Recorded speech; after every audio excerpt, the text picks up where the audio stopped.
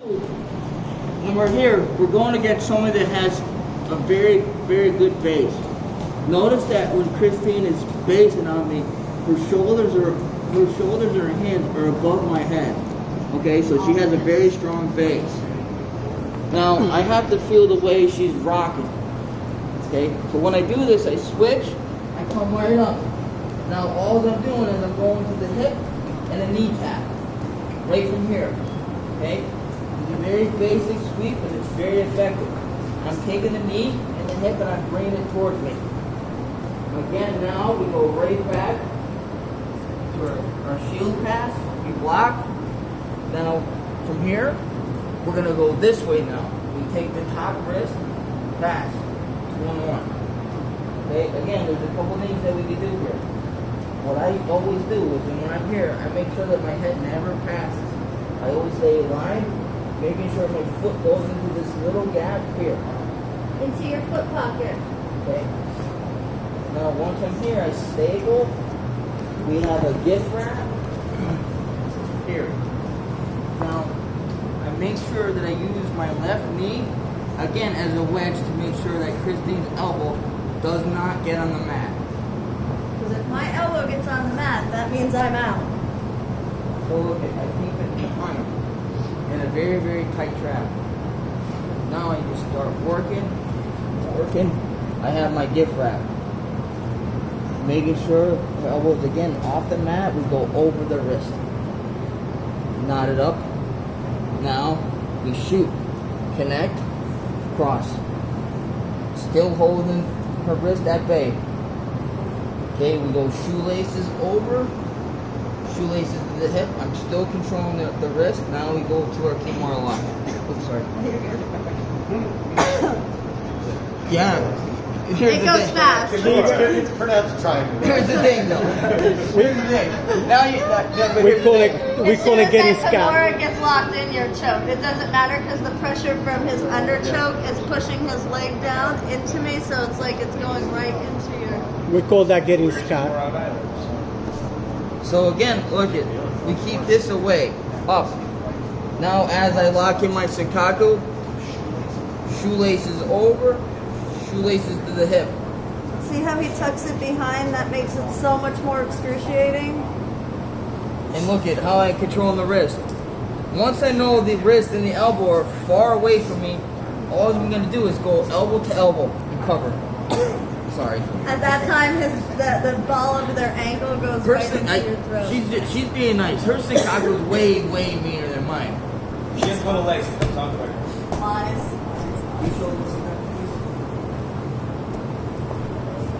So if you have the 2-on-1 and you're coming in, you clear that leg.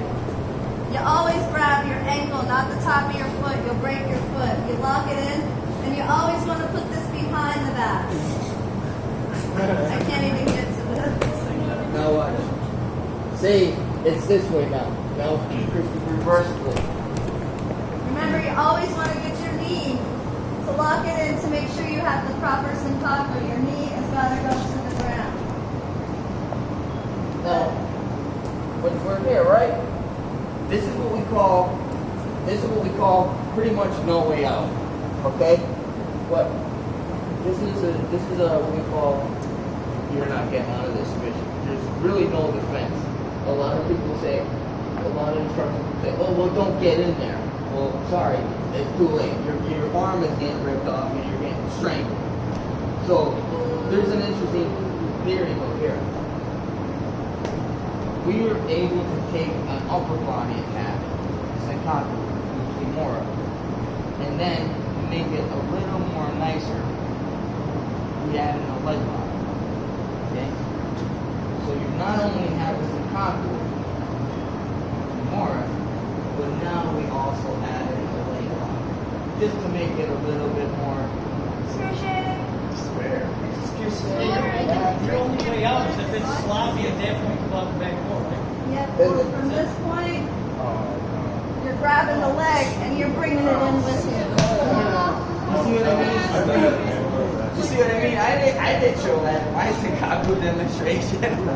But that's what I do because it closes in all the space. When you're a small individual and you're going against a bigger group of men, like that's going to be harder. You have, or if your partner, you're a big person and your partner's small. I want you to just reach for that and lock it in at the same time. There's no getting out, there's no recovery, there's no nothing. It's called a dump truck. That's what you call constantly creating a dilemma. Yesterday. So we're just gonna break it with one of their bodies? Yeah, kind of, yeah, that's what it's Okay, I'm like. okay with it. Ever, yeah. See, even our kids have some issues. So again, 3, 2, 1. again, like when we're here, right? We're on the back. We always make sure that we use our elbows as a wedge. Now we trap here right away. And if you feel like there's too much space, which you might, because sometimes it's hard to get that triangle, just remember, they're going to try and come up to defend. When they do, grab that leg and just pull it in. That'll close all your space that you absolutely would have anyway. Because from here, a lot of people would be able to just slip right out of this one. But grabbing that leg is a complete game changer. And notice, like as we were saying in the beginning of the demonstration, we keep the knee on the ground. As long as we're able to keep the knee on the ground, we tighten up the choke. Tommy, Johnny, you tighten up your choke like this. If I just have a regular Chicago beer like this, there's really relatively nothing to it. Because I'm coming right out. Nothing. And I'm taking my reverse. That's why we're keeping that cord very tight so they can't get their shoulders down. Yeah, it's not only that, Thomas. Like we keep the Kimura just for a control factor. Right. Because the one seminar that we were at, he taught us a seminar based off the Kimura. And the beautiful thing about the Kimura is that it's a three-phase submission. Not only, again, I'll do this really quick. Not only is the Kimura, a Kimura is used as a restraint. We can restrain somebody, we can finish, and of course, we can always add an attack off of it. So that's why the Kimura is so effective, because how versatile it is. Like if I have a Senkaku here, it's just a Senkaku. There's really no finish. Even if I have my Kimura, there's really no finish at all. I might be able to get a torque, but against a competitor like Christine, it's never going to work. Ever. If she leaves her arm straight, can you hit it to Chicago? I mean, I can, The reverse but one, I yeah. would rather just get here like this and trap it, and then go right here and drive the knuckles to the chest. For Driving the knuckles to the chest is all up in your shoulder, so that's going to really mess up somebody's shoulder. Like, that's going to, like, they're definitely tapping. So we'll go through this one more time from half guard. We're going to go right to a knee tap. Over here, we have someone that has extremely heavy base, and they're very high. Okay, so again, we put our foot on the ground, shift. Watch how I use my elbow too. The knee tap. Once we knee tap, pass. Now again, we go to the back. We go to the back. What I like to do here is that I like to do a gift wrap. So we go 1, 2. Now we cross, over, and I put my foot right to the pocket. Making sure again, our elbows resting on my hand. We go 1, switch, keep the wrist away, more, or we finish with the leg lock.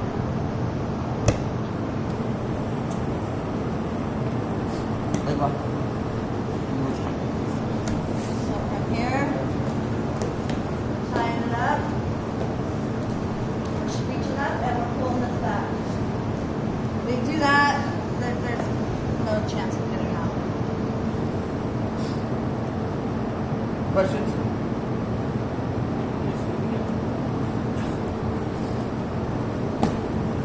This is a knee tap off someone who has a very tight base.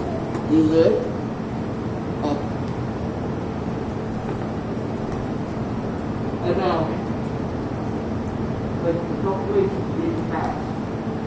Again, I'm always going to tripod up.